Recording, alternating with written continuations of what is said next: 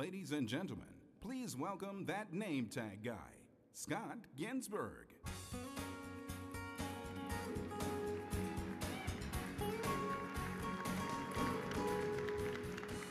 I was so scared. I was watching myself, watch myself.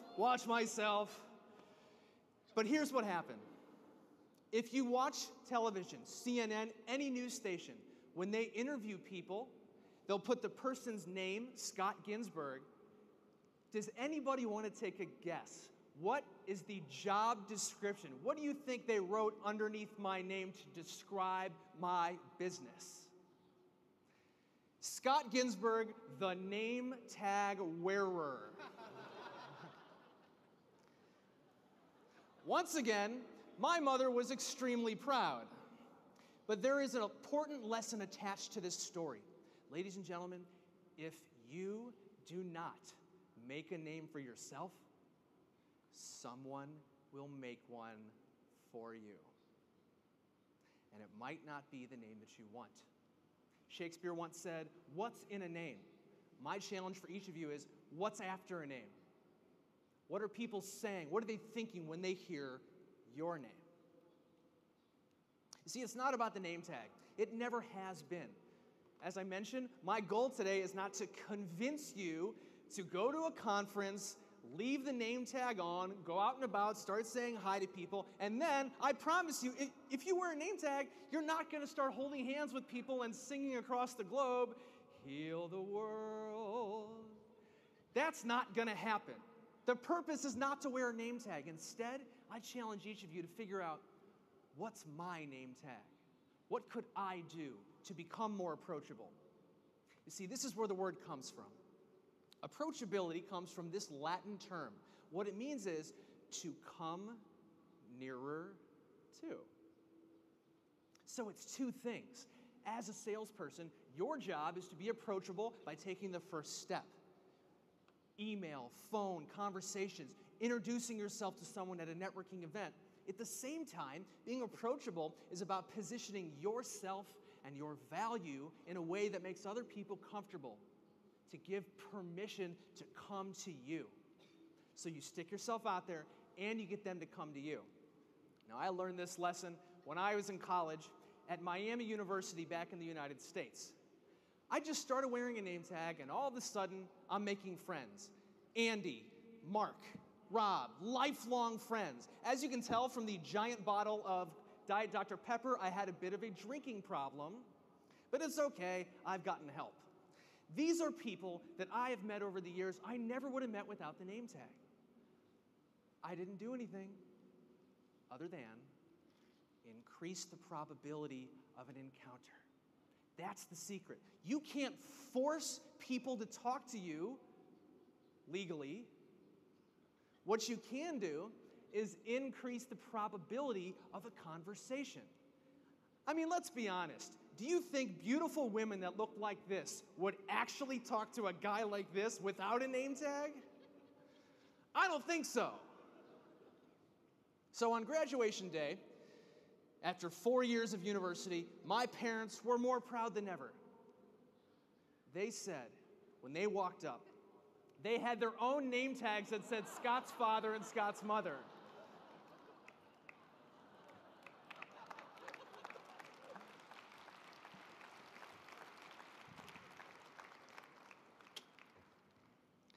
And people for years, 10 years, have asked my parents, "Mr. Ginsberg, Mrs. Ginsberg, you actually allowed your son to wear a name tag every day? Are you crazy? What kind of parenting is that?" In order for each of you to fully embrace this experience, we're going to do a very quick visualization exercise. Now, how many of you, by show of hands, have children right now? Okay. Everybody close your eyes, just for a second. Close your eyes. Picture this. It's a family dinner at your home. You can put your hands down. It's a family dinner at your home. The whole family is there. You've worked all day preparing this meal. Now open your eyes. Your youngest child is the only person at the family dinner table who's wearing a name tag. If that was your child, how would you respond? Now, I want you to open your eyes if you haven't already. I want you to think about, what if your child was wearing a name tag? I was so terrified of how my family would react. My grandfather was 71 years old. He's so old that I thought he was getting Alzheimer's syndrome. He thought that he couldn't remember my name, and that's why I had to wear this. Then my mother and my father came up to me. And this is what my father said. Scott, I'm your father and I love you.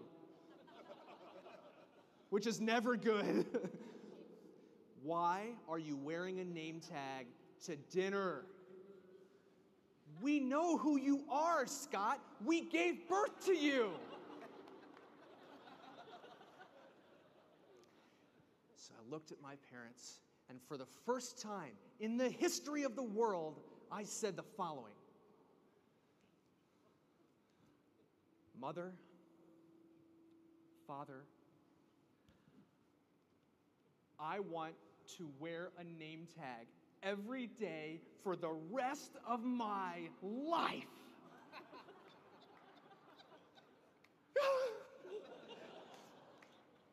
I didn't know what they were going to say. I thought my father would disown me. I thought he would say, I have no son. But instead, my father and my mother, they looked back at me and they said one word. A word I didn't expect. A word I never could have predicted. A word that changed my life. Cool. Wow.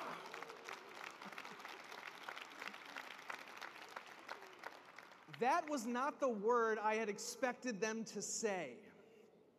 But they said, cool. My parents had given me permission, and I wanted to honor them as my mother and father. They said it was okay. So I did. And that was 10 years ago. And since then, people have said to me, Scott, you can't wear a name tag every day. You can't just start writing books. You can't start your own company out of college and never get a real job. You can't give speeches around the world. Really? I wonder what this is. You see, sometimes you don't need permission to stick yourself out there.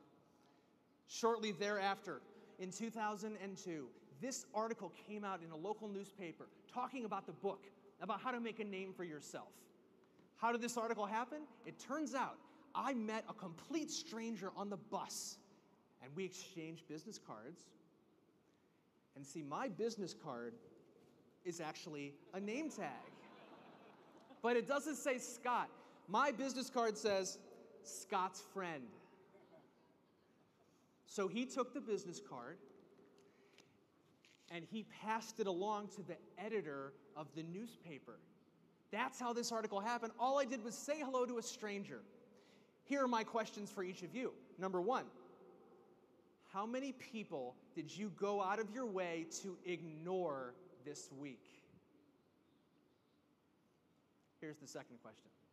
More importantly, how many people do you think went out of their way to ignore you this week? That's what approachability is. In fact, the ultimate quotation on the topic of approachability comes from the Bible. In the book of Hebrews, it says, "Fear not to entertain strangers, for by so doing, some may have entertained angels unaware."